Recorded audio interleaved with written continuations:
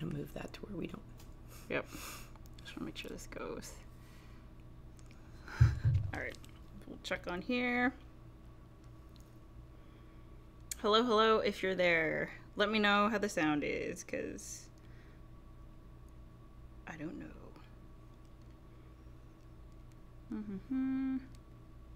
Hello, test, test, test. Can you hear me? There's an ad.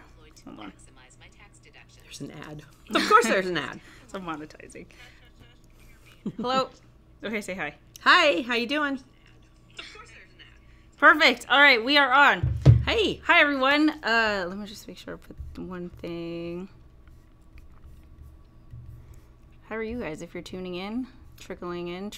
Cool, I did. All right.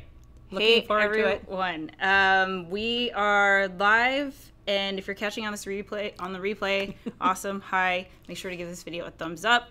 Today, I'm officially kicking off. Last week, if you were here for Heather's Happy Hour, Tom and I were talking about, you know, maybe kicking off officially Heather's Happy Hour again, which is the weekly live show I used to do every Wednesday at 6 p.m. And we had such a great turnout, so I was like, you know what? Let's make it happen. So we're a little bit early today, but I wanted to invite a very special guest who, if you've been following me, I've already done a vlog on her, but this is Stephanie Green. Hey, everybody. She is the founder and CEO of FG Creative, which is a creative agency here in the Coachella Valley.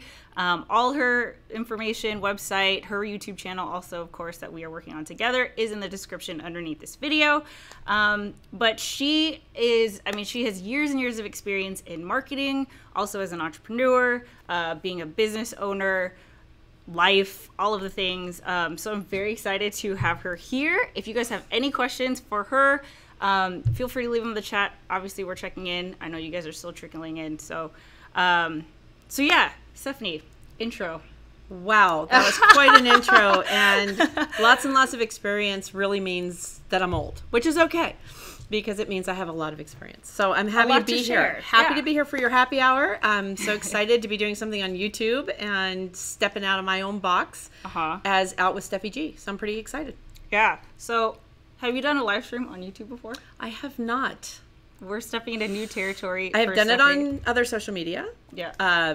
To some success, being at an event or something, and showing you know, when Don Henley wants to play the guitar right in front of me, I'm going to put that on Facebook. So, and I've, you know, that's worked out pretty well. No, it's my first YouTube. Sweet. Okay, cool. So we're going to show her what's up. Hi, Carissa. She's saying hi. Hey. Carissa is my accountability partner. She's known each other since first grade. She actually printed out my business card. So. Oh, well done. Business cards are great. So yeah, Carissa, if you're just tuning in, this is my new mentor. This is the project I've been telling you about, Out with Steffi G, the YouTube channel, which has been, I'm so proud of it. I'm so excited about it. So proud of Stephanie for just like... You're so challenging me every minute of every day. Like, seriously, it's so nice to not have to catch someone up as much as I've had to do in the past. She just gets it. She gets it. And a big part of that is... Well, cool. She's embraced the digital. Yes, very much That's really nice. Okay. What are we going to talk about? I have some questions. Okay. And of course, you guys can ask any questions as well. But I wanted to start with picking clients. Picking clients as opposed to getting clients. Yes. Good choice of because words. We uploaded a vlog on her channel today, which you can check out. She talks about how to get new clients, help her business grow. There's a difference. There is a big difference. I love your word choice. I have learned from my younger team members to be very careful with my words. I think our age used a lot of words without really thinking about it. So I start every sentence with, you know, I'm sorry, but. And my younger team members never use the word sorry unless they actually are sorry. Whereas to us, it's kind of a word that has no meaning anymore. It's just the way we talk. So I've learned, be very careful with our words. So for you to say, how do you choose new clients versus get new clients, I think is, again, a careful use of words. And I love that as a wordsmith. So I would agree with you that anyone should be able to get new clients, like shooting fish in a barrel. Yeah. But is it the right fish? And sometimes you do have to kiss a few frogs. You know, you've got to have some of those clients that look good. What was it in Sex and the City? Like good on paper. But when they get into your world and your universe, they're not a good fit.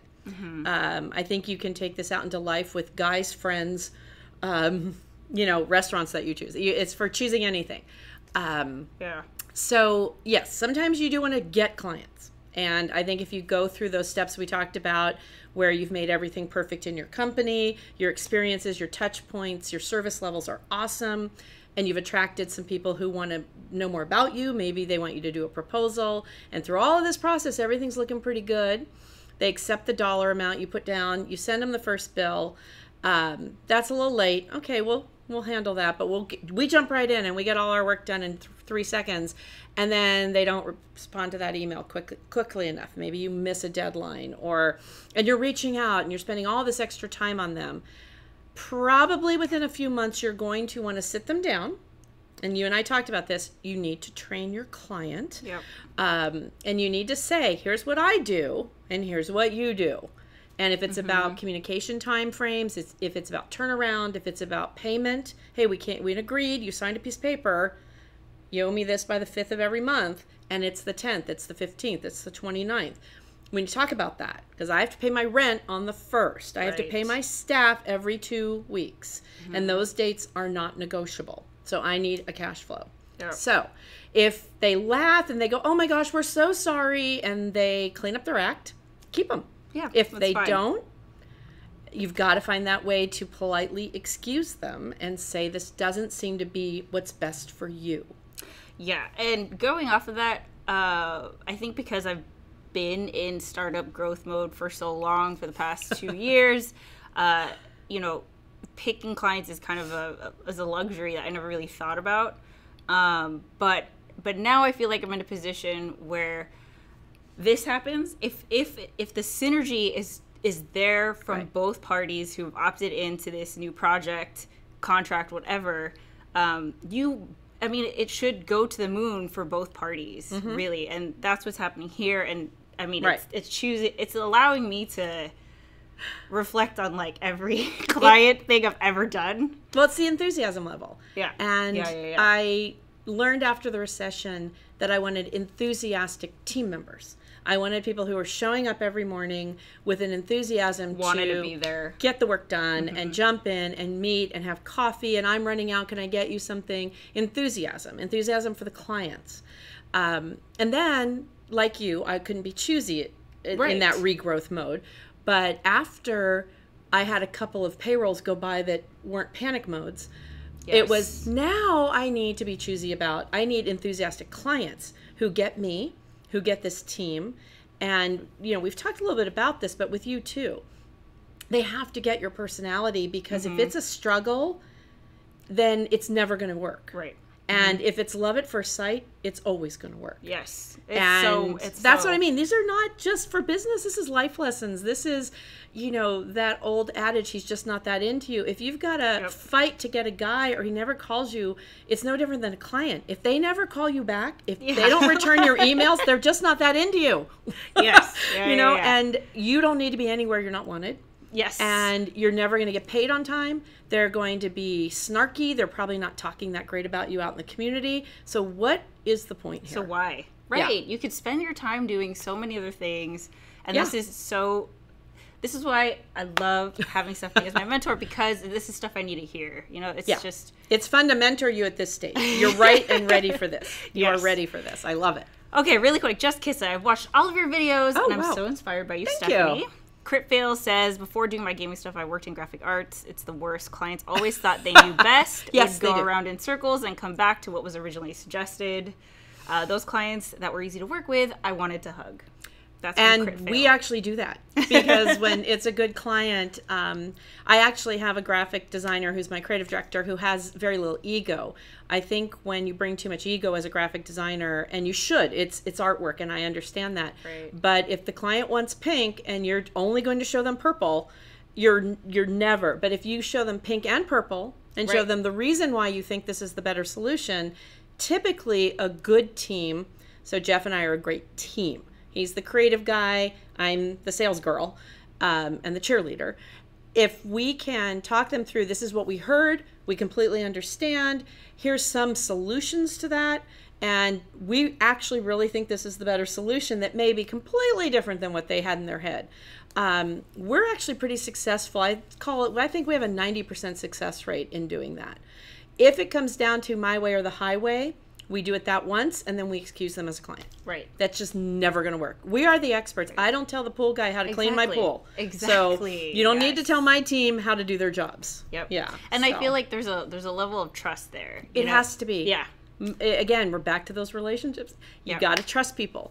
Yeah. People are hiring you for your perspective, your experience, and there should be a level of trust where you're not going to go completely random where you're going to do, purple versus pink. But if there's that combination or there's a vision that you don't see, as long as they trust you and you explain yourself. That's why you're hiring me. Exactly. Aren't I supposed to be the person that is the expert? Yeah. So, and that's a big challenge. I completely understand what you're saying. We've had those clients that stand over Jeff's shoulder and go, move this here, move that here. He'll put up with it once. He'll grin and bear it maybe twice and look at me like I owe him another, raise because he put up with it. But he will sit through this, but we will talk later, and I will be told that that's not going to happen again. So I feel it. I feel it for you. I've been in this business a long time. I've worked with a lot of creative people, and, I don't want anyone telling me how to do my job either. So, yes. Props if you get through it. Just Kissa says, to crit fail, I came from a graphic design background too, and I feel you. What's the point of hiring a pro if you know better? Trust, so important. Yes. Very important in every aspect. Building your team, building a relationship like this. If you don't have that trust, then I'm always going to be questioning. You're always going to be rolling your eyes and going, why doesn't she just trust me? Exactly. It's a great partnership. And when it works, the magic, that feeling that we had after the first time we talked and sat down and realized that we could do this together. And the enthusiasm I go out every day with now and brag to all my friends, hey, I'm vlogging. Hey, you got to check it out. And I've got this amazing mentor, this gal I'm mentoring, and she's mentoring me. And oh my God, I'm being challenged every minute. Again, I think there's a few words we're really honing in on here, which is trust, enthusiasm, choosing, not getting. I might write those down. Yes. Okay, so to segue into something else I've been really thinking about. Okay. I read this book called The 12-Week Year. I'm not sure if you've heard of it. I haven't, but that doesn't mean anything. Recommended to me by the Women's Business Center. Oh, okay. But it's this system where basically you can accomplish what you set out in a year in 12 weeks, and it gets you out of annualized thinking and this whole thing. Oh. So this week is my first week. Okay. My question to you is, how do you prioritize or find a balance between doing the day-to-day and going to the next level? I'm going to tell you, it's way harder now.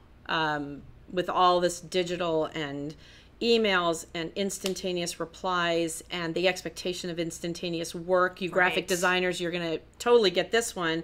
Well, I told you to design the ad at 10 and it's 10:10. I don't have it yet. That never happened before all of this digital technology, because we would meet with a client. We would have months to come up with a brand. We'd pull things out of magazines and we'd order type and we'd do color palettes, and then they'd approve that rough sketch, which looks nothing like a print ad, right? It just looks like a blob, but they could get it. And then we'd do a photo shoot, and then we'd compose the ad and we'd order the type fonts, and then they would get to see that. And that's as close as they were going to see before it printed in the magazine. And then we'd get a proof. And this whole process was 6 months. And magazine ads were due 2 months before they were published. So if we were going to run something in October, we needed to start in March. And we did. And we had all this time. And if we really rushed, we could start in April, but maybe not make the date. So the minute the fax machine, I trace it all back to the fax machine. The minute the fax machine became a real thing, we had to buy them for our clients because they only spoke to each other. You had to have the same kind, right? So my agency, I didn't own it at the time, the one I worked for, bought 10 fax machines, and I trotted them around to my clients. Wow. And the minute that client figured out that they could give me instantaneous direction, you got it. Then they wanted instantaneous work. So even before emails, even before my graphic artists had computers, it was the darn fax machine that screwed my entire life up. And, God forbid you missed a fax. And this was on that old paper. And it was disgusting. Oh my gosh. So, you know, how do I balance it now? It is so hard because I'm getting emails all day and all night. I'm getting texts all day because now all my clients have my cell phone number. Yep. You guys all have it if you've watched the videos. So you're getting texts every minute of every day. I had to buy a car that was smart enough to read me my texts because I have to do this all day. And I love my car and I love it, but now why doesn't it do emails? Right? Because can't do that. Or why doesn't it read me my Facebook posts so I don't have to do that? Yeah, people call me through Facebook audio. Oh, yeah. You know, that whole thing. Do not go to my personal page and send me a business message. Yes. Not going to get it. Yes. But at any rate, how do I balance it? It is... I got much quicker. Do you do like weekly planning? I am a to-do list girl from way back from when you wrote them. My mother had a tactic. She had a little book and she would write down the week. And then at the end of the week, say after she went shopping on Saturday, she would start next week's and she would transfer what didn't get done. And so she would start. Yeah, she had this method and I would stare and watch and do the same things. I write things on a to-do list that I just did so I can cross it off. I mean, I'm that anal retentive, right? Yeah. So I do keep using my notes on my Mac products. I keep a to-do list, and I have it just by client because we have 17 active clients. So it's not as easy as if I was running the Living Desert, where I could just be about what am I supposed to be doing here. Right. I have 17 clients that need everything done for them. So you got to manage expectations too, guys. You can't always promise your client instantaneous replies, instantaneous artwork, instantaneous everything. Yeah. Because that's the new normal. And then you're really screwed if they think that's the new normal. Because they expect it. Exactly. Well, but last time, you did it in 10 minutes. Well, that's because Jeff was sitting here and I wasn't in the bathroom. So yeah, I had the time to make that happen. I did have a client complain that she emailed me at 10 o'clock and by 10:07 I had not replied.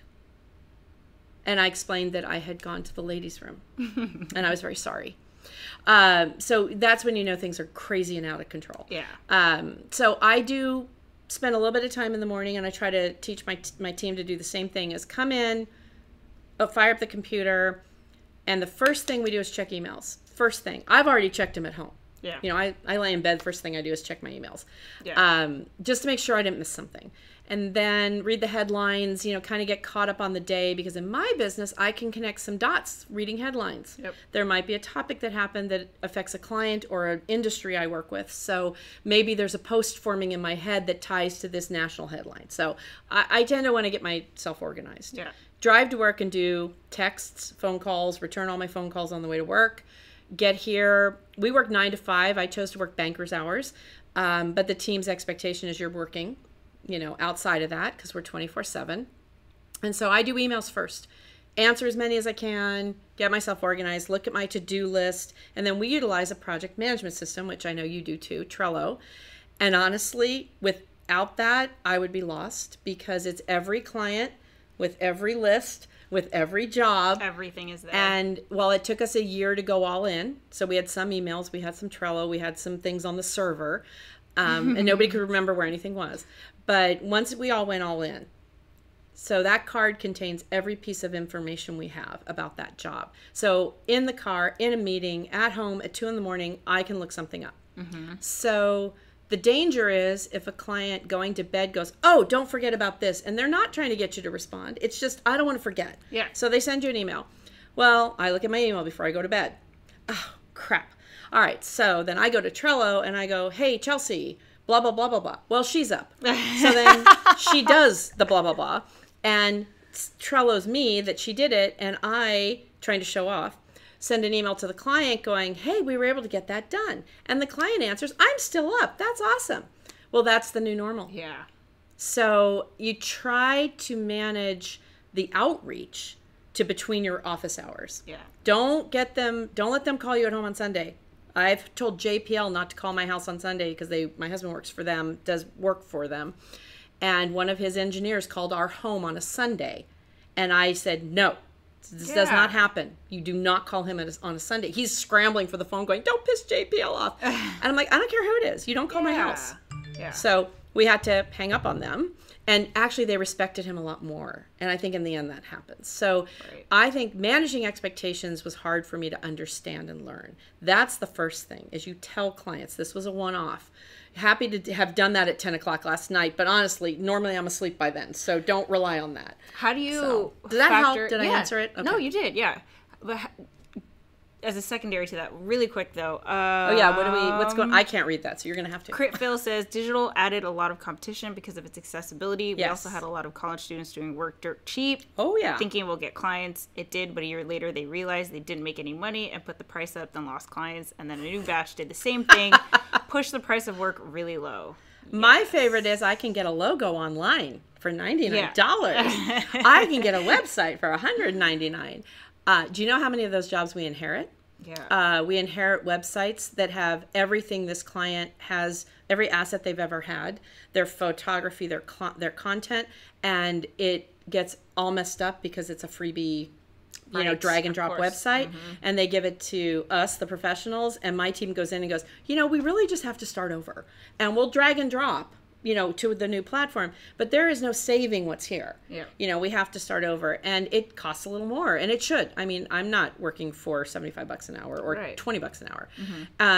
The digital age has brought a lot of competition from my niece's friend's hairstylist, dog sitter, can do my social media. I hate that. Honestly, for a company, you need professional people to sing your song. Because it's not as easy as me posting on the weekends as Stephanie, here's what I had for breakfast, or here's me on a trail ride, or whatever. That's super easy, and I get tons of engagement. But for a business to get engagement, it's a whole new world. And if you don't have a professional curating your content, curating your graphic look of how that's being presented, you might as well not be doing it. And that's what we talk about all the time. So that's a great investment. So your niece's best friend's whatever is the biggest mistake you could make. And it could harm you in the end. It could lose you clients because a waste, this voice, what's this voice? I mean, I'm 55 years old and they're using, words that aren't words, and all these abbreviations. That's not how you talk to that group of people. Exactly. It is how you talk to, certainly it has its place. But to understand talking to all the generations, I have an employee in every generation. Pretty proud of that, because my 22-year-old keeps me very grounded in, I wouldn't reply to that. Okay, then we're changing it because you were my target market. You have to remember you're not your own target market usually, typically. So we work for a pot dispensary, and it's owned by two 30-somethings who are absolutely lovely and brilliant, and they absolutely know what they know very, very well. And they push back on every post I do, but I was hired to do the 55-plus group. The people who want the rub-on, the topicals, the edibles, they're not going to smoke pot. They gave up smoking, or they never smoked, and they're certainly not going to start. Right, of course. But they want the benefits they're hearing about, the CBD oils, the THC, and all that. So I don't need you to review my content because you will never get it. Yeah. And they keep thinking and I keep going, stop. I know what I do. I know how to talk to my people. They're my people. Yeah. So, I'm talking to me. So I think as a marketer or marketing your own business, be very careful about who your target market is and make sure you're speaking their language, because it may not be you. If it is you, awesome. It's a slam dunk. But if it isn't, then you had better find some help from someone in that generation, or do a ton of Googling to figure out what people like me think. We had to go through the baby boomers aging into Medicare. Okay, the baby boomers, when they aged into Medicare, that wasn't their grandpa's Medicare. These people work. They use iPads. They don't go to their mailbox every day. They don't read newspapers. How do you find that out? Well, there's always some bigger, better company who did a ton of research. So you can usually steal it. We worked for a large a healthcare provider, and they had the money to do focus groups. Okay, so we got to run and create our own data. But what we learned about these boomers aging in is they were so different than their parents that we had to change everything. And to get them engaged, they always have a mayor, somebody in their group that they send out to gather all the information. And then that one person's going to come back and tell 20 people what to do. And I will tell you, they don't just say, here's all your choices. They say, let me tell you what we're all going to do. Yes. We're all going to sign up for this. We're all going to travel on that cruise boat. We're all going to go to this country. So they make tremendous decisions for their age, for their friends, their groups of friends. So you got to find the mayor. You've got to talk to the fact finder. But that's 55 plus. Right. That is not your age group. Yeah, we're different. You don't need anyone doing your mayor work for you. So you guys are capable, you're searching, you're learning, you're finding things out in a whole different manner. So I have a 20-something, I have a 30-something, a couple 40-somethings, a 50-something, and a 60-something. And I'm not the 60-something. And what I love is when we do input sessions with clients or with ourselves before meeting with the client, I pull everybody in. I've had my accountant come up with a tagline that is still in use today. You don't know where the idea is coming from. Yeah. So I just bring everybody in the room and we talk about it all, and we've got our computers out and we're searching and we're throwing ideas against the wall to see what sticks. And I will tell you, it's never one person who solves the complete puzzle. It's all of us. And so if you, with your own companies, gather your posse, your friend, even if it's just your friends, and try to get some in a couple different age groups if you can, to throw these ideas out and, see what's going to stick. It's really no better way to say it.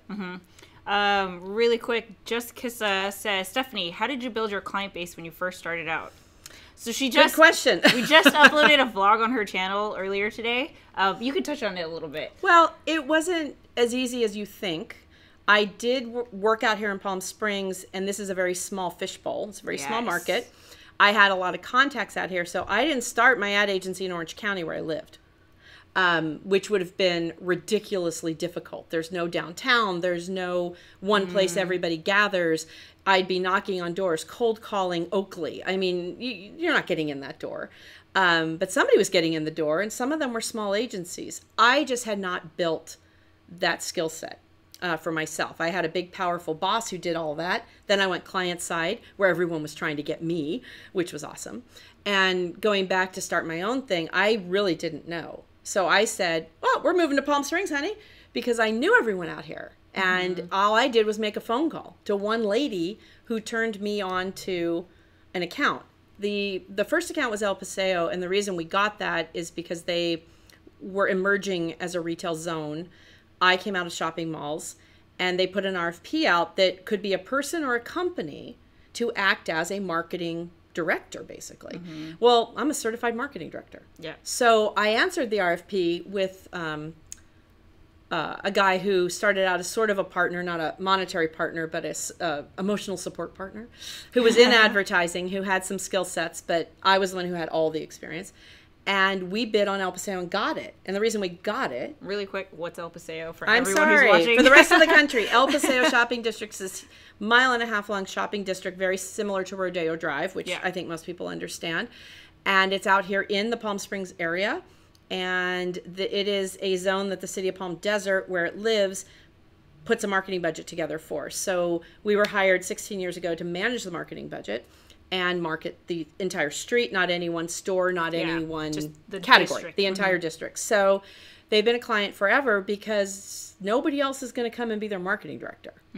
And I do in my firm, I hate to say we do everything for them. And we do it as if they were a mall, and they're not. So it's kind of a cool service that we are very unique in being able to offer as an agency, because we can also do all the work. So you made one phone call. How did you build that relationship? That was a girl from the mall business who had been hired here in the city of Palm Desert, and I just called her up to say, hey, we met a long time ago when we were both in the mall business. I'm here now. Love to take you to lunch. Okay. And she said, we just issued an RFP. You should answer. There you go. So the takeaway is call up your contacts. Touch base. Reach out. What have you been up to? Here's my new thing. Here's what I'm up to. Here's what I'm offering. Yeah. I would put it on your social media channels because I didn't have that 16 years ago. But I have been putting the Steffi G stuff on there, and I do sometimes talk about what my team is up to or what we're up to as a company if I think that there's a personal resonance with my personal people. But there have been times when I've been looking for staff, and I simply put it on my Facebook page, not the business one.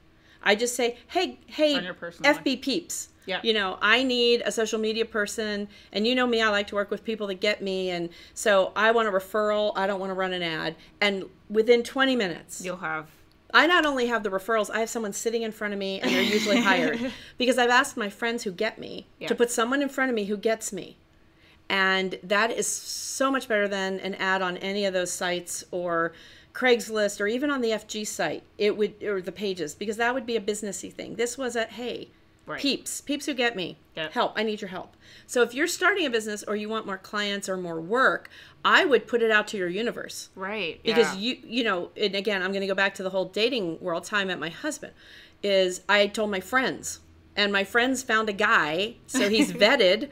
Right. You know, I know everything about him back to the flood, and I'm not dating some weird stranger. And we, of course, hit it off immediately because our friends knew we would. Right. And 32 years later, that's the end of that story. So business is no different. These are relationships. And now they're more emotional and connected than ever before, even with big brands and big agencies. It's personal. And so don't tell me it's not personal, because it is goddamn personal. Yep.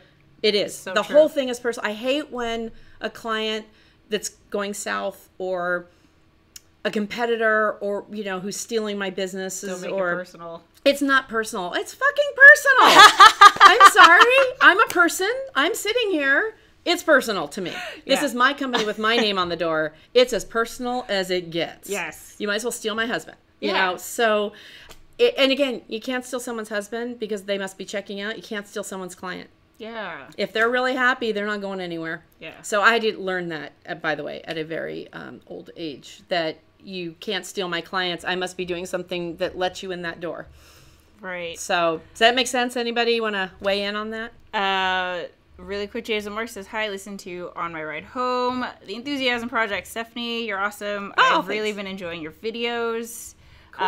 Roland 411 came in a little late, so sorry if this is a repeat. Do you have any advice for staying on top of a contact management system? I'm not very good about it and fall behind on follow-up. Roland, that's so funny because I totally just installed mine today. I'm using Insightly. But how do you do that? Do you have a content management system? We actually don't. So I'm not sure I'm the right person, but maybe you can speak to it. Well, I mean, I just installed mine. So I didn't feel like I needed one because... Contact management? Yeah. So like customer relationship management. Oh, yeah. So it's basically like, you know, you meet someone, right? You tag them as a lead, you take them through the process. Yeah. I've heard of them. Because I'm in a small town that's referral based, even though we do have clients outside of the valley all the way to the coast, we've had clients out of the state before. I think that my system of reaching out every Monday morning to clients and then doing e-blasts to a cold cultivated list of clients we would like to have. We sit down as a team and go, what client, perfect world, I could reach out and get a client by just plucking them out of the air, who would it be? And so we look at what have we done? We used to do the living desert. Guess what? We do zoos really well. We do attractions really well. We do museums really well. We do hospitals really well. All right, I'm going to build a list. I'm going to start sending a few emails. I'm going to follow up, and we're going to see what this does. And inevitably, it has worked in bringing us a client within weeks. So I haven't jumped into a system that does a lot of the heavy lifting because my heavy lifting's working. Right. But doesn't mean that they're not valid. I just have no experience in it. Sorry, can't help you. Roland is a real estate agent. Ah, yes. Well, you definitely need it for that. Yeah. We work with real estate firms out here, but all of that's handled within the brokerage, so we've not been invited to assist with that. We do social media for them. We do branded campaigns. We help get the ads in front of the right people who might want to buy. We do digital campaigns are the best for realtors that are geofenced. So as people are driving by your open house, their phone delivers an ad that, by the way, there's a house for sale within 3 blocks of me. That's fantastic. That's such a great idea. We utilize all of that for real estate agents. But again, what's handled by the brokerage in terms of helping the agents, we would not have any part in. So yeah, I'm going to disappoint you guys. Sorry. How do you stay in your field, marketing, digital? How do you stay like in the know? Because it's constantly changing, and you've been in this, you know, for 16 years in marketing. Well, longer than 33 years. Yeah, 35 years. So how have you been able to keep up? I think for the first 20, not much changed, so it was pretty cool. You know, we didn't have to learn a whole lot. Marketing got smarter. There was more research out there to learn about. Let's see, what were they first? So demographics was a new word that I got to see the birth of, which is now no longer, you know, the term you use. Psychographics. When branding became a thing and now all the celebrities have a brand, you know, that's all new.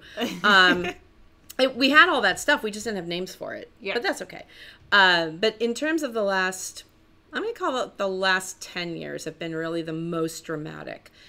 It is a ton of listening and Googling and pulling the team in, because I'm not the end all be all person to understand what's the best solution to this. I rely very heavily on my resources. So the Desert Sun is our paper out here, and typically newspapers spend a ton of money on research. So they can usually pull any demographics I need for anything. And they were the first to engage digital as part of their packaging, because Gannett, which owns the Desert Sun, bought Reach Local. First they bought the other one, and then they bought Reach Local. So now Gannett controls the biggest portal to the internet, as opposed to going direct. And so I can hire the Desert Sun for a very small fee to do all the heavy lifting and make me look fabulous, put a program together that I present and sell. So resources have meant the world to me, because there's somebody else is going to be able to spend that kind of money. Call the TV stations, the radio stations. What do you know about this target market? And they typically, it's published. You know, in any market in the country, you have a Convention and Visitors Bureau that's doing a tremendous amount of work on who lives, works, and breathes in your towns or wherever you're trying to be. I used to book countrywide marketing media buys, and I could get a lot of it from books or from, you know, emerging ways to find what the name of the newspaper was. But it was a lot of phone time, which now is a lot of email time. Online, and now there's a whole new trend of, I'm too busy to answer my emails. So chasing people down can be, you know, very frustrating. But I think it's because I'm naturally curious. And when I watch TV or, well, Netflix and Amazon Prime, my new, you know, obsession, I'm choosy with what I watch. I want it well written. I want to learn something. I'm not a Walking Dead fan. I'm pretty sure that's probably not going to happen. Zombie apocalypse, but I'm prepared. I'm not either. I am prepared. But it's not how I'm going to spend my limited amount of time that I'm not here. So I tend to look for those highly, you know, critically acclaimed because of the writing or because of the topic. I love that. Like House of Cards, like... Oh my God, season 6. Sorry, well, Claire. The Marvelous Mrs. Maisel, which is all about this gal trying to be a comic, but the writing and the history lesson of the 50s to the 60s is remarkable. So it's engaging. The Crown, seeing this young girl become a queen and what that means and how, you know, there's lessons in there for all of us, sometimes what she has to do. So, and then I do watch or listen to the news because maybe there's a connector, and I'm a big connector of the dots. That's my whole thing of how do I get my clients. I'm thinking 24/7 about marketing. When I watch commercials, I watch how it was filmed. Do I like it? Was it awesome? I was one of the first people in my little, you know, fishbowl to notice that Ford had gone, when they said TV was dead, don't buy TV ads. Well, Ford hired Dennis Leary, who's got a voice that everybody recognizes. Every word he said was on the screen. So if you muted it, you saw it. If you went in the kitchen, you heard it. So Ford was one of the first companies to solve that TV is dead nonsense. And they made it not dead.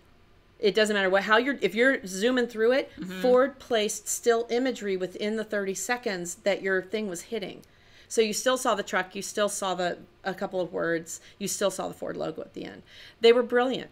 So I watched that, and I'm intrigued. I don't have a client that big, but if I have a client who wants TV, you can bet I'm going to employ whatever I can from that lesson. So never stop learning, never stop reading. The book you mentioned, trust me, it'll be on my phone before I go to my next event. Be curious, be outgoing. Don't live on your phones. Don't have your head in your phone. I've learned things standing in line at the grocery store because I'm not on my phone. I'm talking to people. Oh, what you got there? We're coming to your house. You got a party. Yeah. And you know, one time I did that, and it was Bill Gates. Oh, really? Yeah. Shut up. Yeah. He lives here part-time. And we were in line. I didn't really recognize him, but I'm this chatty Cathy in line. And he had some interesting stuff in his cart. And I kind of leaned over and I went, oh, party at your, oh, Mr. Gates. I said, hi, I'm Stephanie Green. It's so cool to meet you. How crazy. And, you know, and he talked with me for a few seconds. I mean, did my life change? No. But it could have. And if I'd been on my phone, which is what 90% of us do, I don't sit in doctor's offices on my phone anymore. I don't watch TV with my husband on my phone. We're either watching TV or we're talking or we're on our phones. We don't get to do it all anymore. I would really suggest get your nose out of your phone. Get your nose, your eye out of your viewfinder. Talk to people. That's how we actually met. I mean, I do a lot of teaching to share my knowledge to groups, whoever wants, and I do it for free because I love it.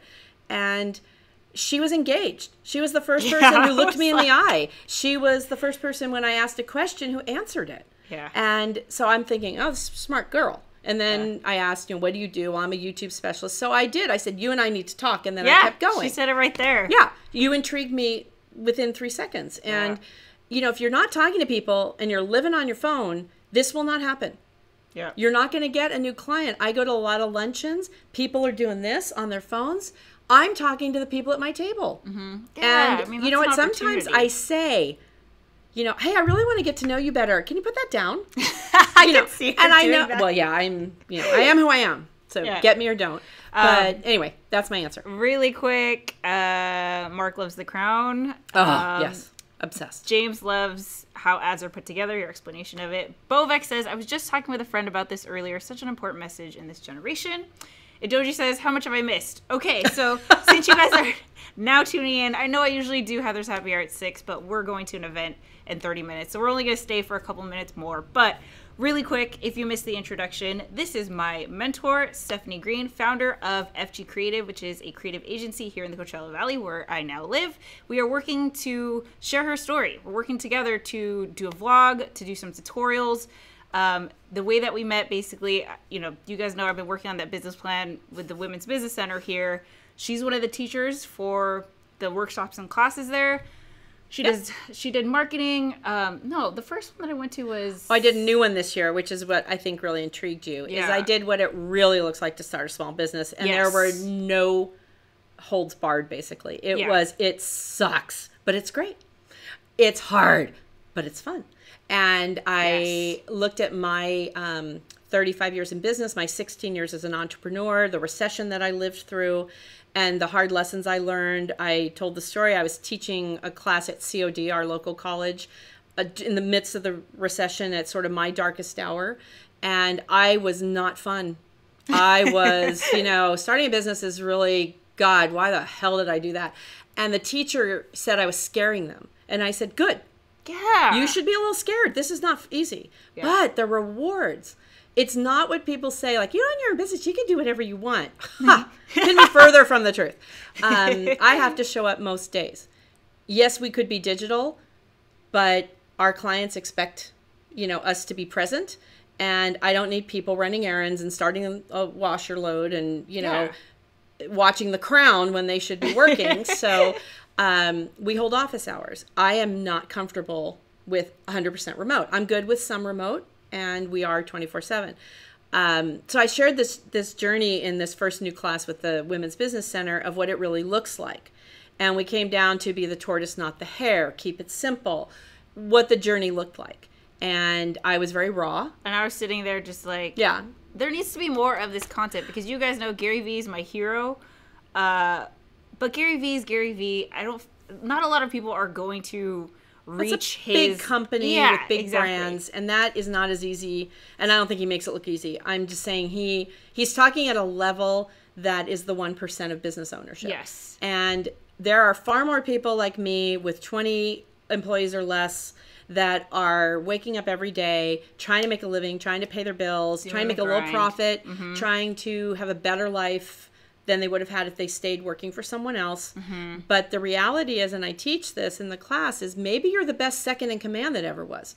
Right. Maybe you don't want to own it, but you want to get a great salary and be all in for someone to be their second so that they can keep growing and doing what they need to do. I have been challenged finding a second in command. Maybe I don't give up control. I don't know. I was someone's great second in command. And I helped her grow her company from 15 million to 30 million. So, and I was all in for that. She paid me well. I was happy. So maybe you're the best second that ever was. Right. Maybe you're the best head of a department that ever was. Because that paycheck, let me tell you, when someone's handing it to you, it's far more fun than when you have to scrape for it. There's been oh my gosh, Mondays where payroll wasn't looking good and I had to pull my credit card out. I didn't take a paycheck for, I don't know, 8 or 10 months during the recession. That's what you do. Yeah. Now, hopefully, when we accrued that, and my company had to pay me back when we had the funds, we developed some debt. We have to pay that off. You do what you have to do. You can't hire people and not pay them. Of course. Now, people do. There are companies out there that go, oops, our bad. We can't make payroll till Wednesday. That's not who I am. You know, we have a bond. We have a deal with each other. You show up, I pay you. That's the deal. So if they showed up, they get their check. Yeah. And sometimes having someone else do that heavy lifting is very attractive. And there have been times that I wished I could throw it all to the winds and go work for someone else. Oh, I've thought that so many But times. I had a lease, and there was nobody who was going to pay my lease. So there's a whole episode about that. So go check out her YouTube channel. Yeah. There's a link in the description. We'll let that go. It's out with Steffi G. We're really excited about it. I'm excited about it. I think, I really think that she has a lot to offer that isn't being shared in this space. Seriously. Well, we hope. And that's why we want comments and questions like you're giving us, because I have so much experience. There might be a topic we haven't touched on that if you could get someone to be real about, it would really help you to a new level. If I can help you, I would be more than happy to do that. So, Doji says, hi, Stephanie Bovek. Do you recommend everyone get a mentor? Also, does your mentor have a mentor? I absolutely have one. I recommend that everybody get a mentor. You just need that, like, outside perspective, someone to keep you in check, someone that you trust. Very important that you trust. Right. Someone you admire, someone who has that experience, that perspective that you just don't have because of where you are. I think that it's part of what Stephanie was saying, always learning. But choose wisely. Yes, definitely. And I would make sure your mentor knows that's your expectation, that you're not just hanging out in buddies. Yes. Or you like being with this person. You need to identify to them that you've identified them as someone that you want to counsel, help, and be honest. Because if you don't tell that person and they're watching you tread down a road that's going to end in disaster, but they haven't been told they have the authority or the permission to tell you to stop, then they won't. And then you're going to hit that bottom and you're going to turn around going, what the fuck? Yeah. And they're going to say, well, I didn't want to offend you, or it wasn't my place to tell you. And then you tell them, no, it was your place. And they go, oh, well, you should have told me. Yeah. So managing expectations are critical with every relationship, but certainly with a mentor-mentee. I've mentored, I haven't hit it out of the park and been 100% with it, but I have done very well with probably 20 people in my career. I think that's a pretty good average, with maybe 10 failures where there just was no engagement in the end and they went their merry way and that's the end of it. The 20 I still have contact with. I get invited to weddings and Christmas and, we're still in contact. My mentor from the 80s and 90s is still my friend today. If I really need her, she's there. I can call her and ask her anything. My mentor out here, or actually I have a couple of ladies that I've respected and admired for years. They absolutely know. They can call me up and say, shut it down, sister. That is not okay. And depending on how long you guys have been following me, I've had mentors before. If you guys remember Sid Kato was my mentor for a very long time, who really, I definitely needed to hear what he had to say at that time. It was a huge learning experience for me. He's been on several live streams and vlogs and stuff. I've never had a mentor who was a woman, a female. Oh. It's not necessary, but so different. It's just so nice. Like, you just resonate. Obviously, I relate in a completely different way. It can be the perfect thing, but it can also be catty and not productive. Of course. And somebody might say, absolutely, you think I have something to share with you, and then they hold back because if you know that, you're going to be better than me. A true mentor has to be fearless and also completely giving and saying, if you far exceed me in this, I won't be prouder. I did have one of my second or third gals that worked with me at one of the malls. I let her do so much, and I trained her. I taught her everything I know, and she went on to be a regional vice president in a huge mall company. Now, I didn't apply for the job. I didn't really want that job, but other people might have thought, you know, what just happened here? You know, I'm better than she is. I know more. And I took it as a complete compliment that I trained her and gave her so many skills that she could go out and, I'm talking, immediately get this job. Yeah. So you have to be a little selfless as a mentor. As a mentee, be demanding. You know, you have to demand that they help you and guide you and answer you and be honest and real. And it's heartbreaking sometimes when your mentor, which I've had this call before, the phone call, "Hi, Judy, Stephanie. We need," and it's not Steph or Steffi, it's Stephanie. "We need to talk." "Sure, let's meet for coffee." No, I just need to talk. And then this person said this, and this person did that, and you did this, and you've absolutely muffed this whole thing up. And here's my suggestion. Call this person and throw yourself on their mercy. And it's the hardest thing because you're going, but, you know, I had every reason to defend myself or be this way or do whatever it is that I did. And after you cry, stop and pick the phone up and do what they told you to do. Yeah. So there's rules for each side. There's rules being a mentor and rules being a mentee. Definitely. And the beautiful part is to be both at the same time. Yeah, which is what's happening. Which is what's happening because I'm also her mentee on YouTube. Yeah. So I might be mentoring her in business, but she is mentoring me just as harsh as I will be about don't do this, do that, and you didn't do this, and here's a step you missed, and let me show you how to do this. And she's great. And you know what? I love it because, again, I'm back to that. I'm learning, and I always want to be learning. Yeah, so does that? I hope that helps everybody. If you don't have one, go find one. And if you're not mentoring somebody younger than you or somebody in your zone, go find someone and see if there's a way to develop that relationship. We're running out of time, so really quick, Mona Walker says, "I think that's why so many people don't make the move to start their business. It's hard, but that's not an excuse to not follow your dreams." Well, mine was less a dream and more of a sure. It sort of fell in my path. I love how real that is because I think some people, it's this glamorous, like... Oh, God, no. Yeah, this, like, you know, you're so noble to, like, follow your dreams and stuff. But sometimes it's just, like, you know, like your path. Well, I fell into my first job. It was in an ad agency. I resonated to it. I got it. I could do it. That became too small of a company. I applied for a bigger company. I got it. Okay, cool. Then I worked there, and I looked around when I was bored and learned everything in the whole agency. And then was not bored, but it wasn't enough anymore. I was doing shopping centers. I'm going to go work for a shopping center. I never thought I couldn't do it. And maybe that's egotistical of me, but they didn't have to hire me. But I love that confidence. So, and here's a trick. Here's a tip that has served me incredibly well. So I started at the mall and I took a lower salary than I think someone who had mall experience would have taken. They told me that, this is a $60,000 a year job, but you really don't have experience. So we're looking at 50. So I go, all right, I'll take your 50. But in 3 months, if I do what I say I can do, and I've moved the needle and things are going well and the merchants like me, then I'm going to want that 60 plus. I'm going to want that 60 plus 5. And every time I made these deals with people, I got it. Every single time. You got to ask. Because they don't want to invest in something they don't have a feel for. So as a new employee, I don't want to throw every dollar I have at that job position. I want some room to work with here, and I'm investing in you. I learned that at an early age with my first boss mentor when I had to go ask for a raise. She was paying me my age. $26,000, $27,000, $28,000. So at 29, I went in and said, stop.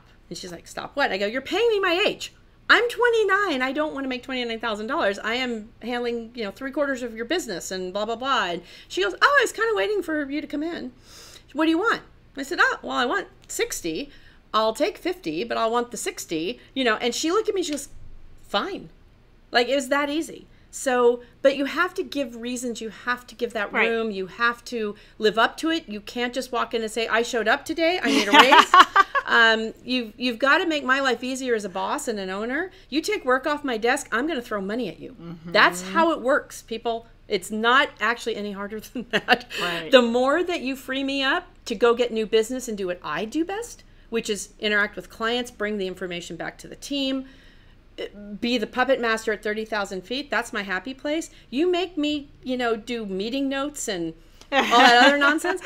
I don't need you, because I absolutely can do it all, and I'm really fast and good. So right. I love that. It's you take work off my desk, honey, the dollars are flying at you. And it's really not harder than that. As an owner, you definitely want to find clients that feel the same way. You're taking work or you're solving a problem for them. Yeah. The money should come flying at you, right? That's the whole reason we're doing this. Yeah, and they'll give you more by referring you clients. I actually upsell current clients is really a great tactic. Yeah. You like us doing this. What about if we helped over here? And that's you looking around, seeing that they've got other stuff going on that you know how to do.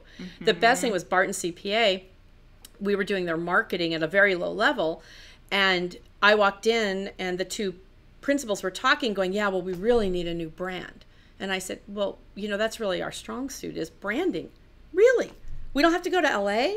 I almost threw up after the meeting thinking I was almost missed out on this. Yeah. If I hadn't walked in, she didn't even know that's what my team did.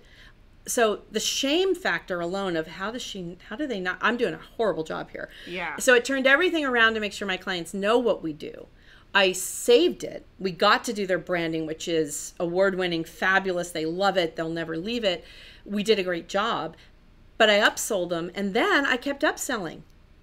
So actually, your current clients should be the ones who spend more. Yep. Or engage more. Does that make sense? Yes, it does make sense. It makes perfect sense. So this is what happens. We start going in a direction and we go completely the other way. Yeah. Sorry. Really quick. Let's see. James and Mark. I can see Stephanie being a great teacher. Lots of relatable examples. Yes. Thank you. I made some decisions based on someone just being likable, separate from what they are selling. And Doji says, that's a tough lesson. Yeah. I love your title card, Stephanie. Oh, thank you. Yeah, we're having fun. So suggestions are welcome. If you look at this and you go, if it only had this, it would be awesome. We would love to know. Yes. We are not, there's no ego here. We want to know. And my first one, I was at the hair salon, if you haven't seen it. And all my girlfriends said I was so brave. So then I started thinking, how bad did I really look?